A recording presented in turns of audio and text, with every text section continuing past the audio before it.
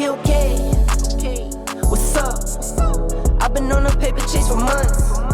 What's good? It's your boy GK. We are back with another video. I don't want to waste time. I want to show you what we got getting installed on the GTI today. It's going to make it much more stiffer in the rear end. I'm not talking about rear sway bar. I'm actually talking about a strut brace that's going to run across the top. They actually call it a stress bar. Let me show you. Let me stop talking. This piece right here is going to run across the back end of my strut towers pretty much. It actually runs and uses the seat brackets. So this piece right here is going to go in the Mk6 GTI. This is supposed to make it much stiffer in the rear end. And honestly, I'm just as excited to see how this is going to impact the stability of the vehicle just as much as you are. So let's jump in. Let's get this installed. This is supposed to be an easy install, and it should be easy for beginners to do. So I'm hoping to see how this impacts the Mk6 GTI. Stay tuned. Let's get this installed. All right, so this kit comes with the stress bar, and it also comes with 2 mounting brackets. So let's go ahead and move over to the car. Let's get this installed. We don't need a lot of tools. It should be some basic tools that you have at your house. However, I'm going to make sure I put links in the description below of some common tools that I use and tools that I use in this video, and also where I ordered the stress bar from. Let's get started. All right, so just looking at the car, I've already put the rear seats down, and what we're going to be working with are these 2 pieces here. So this right here is where it latches into on this side, and then over here is where it latches to on this side. Now we're gonna grab our brackets so we can start this install. All right, so since the seats are already folded down, what we can start with is this side right here. All right, so the first thing we're gonna do is actually disconnect this piece so there's 2 separate pieces. So we're gonna pull this bolt out of here. And we gotta get these little screws out of here, and we're gonna separate this piece. All right, so starting off, we need a 2.5 millimeter, and that's what we're gonna do to loosen up the smaller screws. Do the other one as well. And then the 2 larger ones here are gonna be 4 millimeter.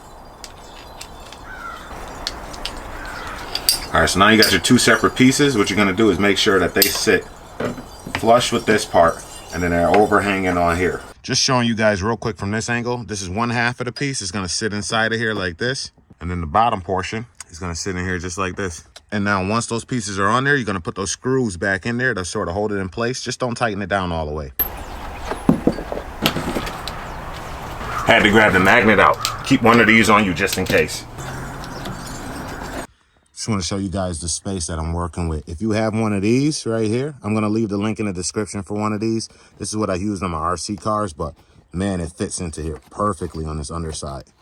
So I'm just continue tightening this one up and this one up with the 2.5 millimeter, and then these 2 with the 4 millimeter. The best part is they have little notches on these screws, so you can just hand tighten them up until a certain point. Now, once you've gotten all screws in here and started, then you can start tightening things back up. And that's what I'm doing here. Now that this side is on and it's tight, we're gonna move over to that side, knock that one out real quick, and then finish up. All right, so the first thing that needs to be done, we're gonna disassemble this piece here, just like we did on the other side. Just showing you from this side, snugged up, and then these 2.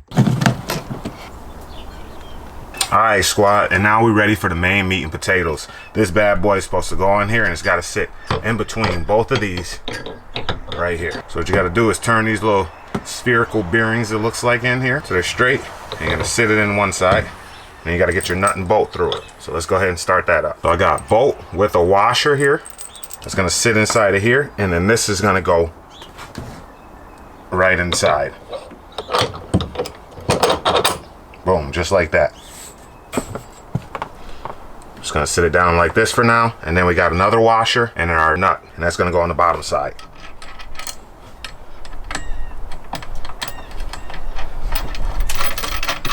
So boom, got that one started. Now let's do the other side. First thing I'm gonna do, straighten out this spherical bearing and sit it in here. If you look, it's actually too short to fit all the way to this side.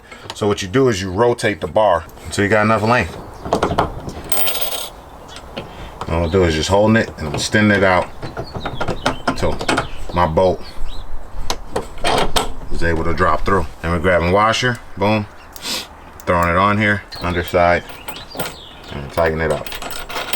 Yeah, your boy's sitting in here. All right, so now to finish up some things, what we need to do next is we're gonna put this on here, and this is a 8 millimeter. So it's gonna sit on this top nut, and then you need a 19 millimeter for the bottom. What you're gonna do is tighten this up until it's snug. All right, that's snug. Do the other side.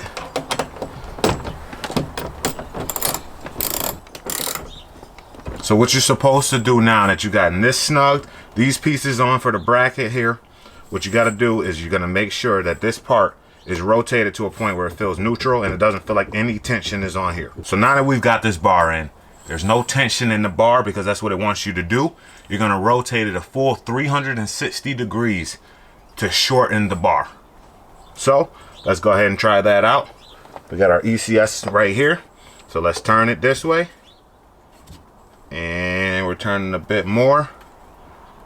There we go, 360 degrees. And then we're gonna tighten up these jam nuts on the side.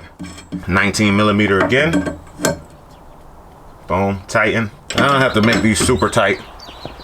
But what this is supposed to do is help keep the rear end of this vehicle much more sound. That seems like it's in there pretty tight. I think we're all set for the stage 1 inner stress bar. Let's go take it for a spin. I cannot wait to see what this is like. Seats should go up like normal. Perfect.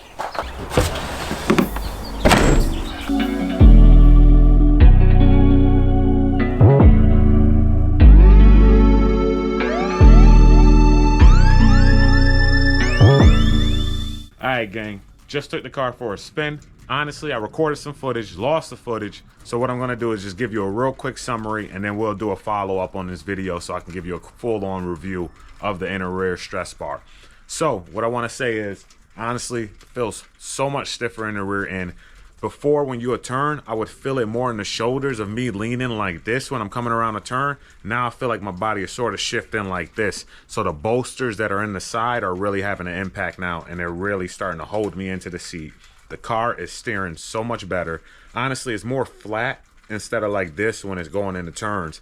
It's a weird sensation feeling, but that's what I've been noticing so far, just with a quick little test drive. If this video helped you at all, make sure to hit that like button, hit that subscribe button down below. Can't wait to see you in the next video. It's your boy. We sign out with another one.